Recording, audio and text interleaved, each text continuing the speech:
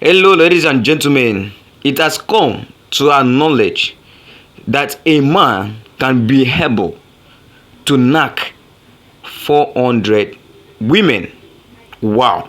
I could have said congratulations to you because it is not easy. You are here trying to break a record of Solomon in the Bible. Wow. Continue. But let me assure that all the boys or the men out there should have this opportunity watching this video and make sure they must go out of this. This is not good. This is not helping anybody. This is frustration.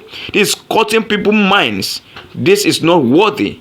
Please watch this video from the very beginning to the end and never forget to subscribe, never forget to share, and never forget to comment. Thank you. I still remain your boy, MC Ibeyen1. Chose en main. Elle se rend compte qu'elle n'est pas la seule victime de cette situation. Beaucoup d'autres femmes, épouses de hauts fonctionnaires équato-guinéens, sont également concernées par ces vidéos et subissent le même calvaire qu'elle. Je ne pouvais pas rester silencieuse et laisser ces femmes vivre cette épreuve seules. Je me suis battue pour que la vérité éclate au grand jour, explique-t-elle. Avec courage, elle entreprend alors une enquête minutieuse pour assembler toutes les preuves nécessaires et dénoncer ses agissements. Elle ne compte plus les nuits blanches, passées à visionner plus de 400 vidéos afin de trouver des éléments pour appuyer sa cause. Une mission difficile et éprouvante, mais qui a porté ses fruits puisque ces vidéos ont été reprises par de nombreux médias et ont suscité une grande indignation au sein de la population équato-guinéenne. Face à cette situation, Samantha Jemita se sent trahie à la fois par son mari et par une société qui a du mal à reconnaître la valeur des femmes. Elle ne peut s'empêcher de penser à ses 6 enfants et à l'impact que cette affaire aura sur leur vie. Mais elle garde espoir et continue de lutter pour faire entendre sa voix et celle de toutes ces femmes qui ont été victimes de la conduite immorale de Balthazar Iban.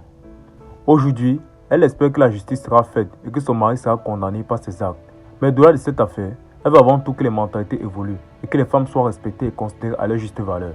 Nous devons nous battre pour que ce genre de situation ne se reproduise plus. Elle veut que les femmes soient enfin libres de vivre leur vie sans être jugées ou opprimées, conclut-elle avec détermination. La réaction de Samantha Jemita, femme courageuse et déterminée, est un message fort pour toutes les femmes victimes de violences et d'injustice. Elle montre qu'il est possible de surmonter les épreuves les plus difficiles en se battant pour ses droits et ceux des autres. Espérons que son histoire fasse réfléchir et contribue à faire avancer les choses vers une société plus égalité et respectueuse des femmes.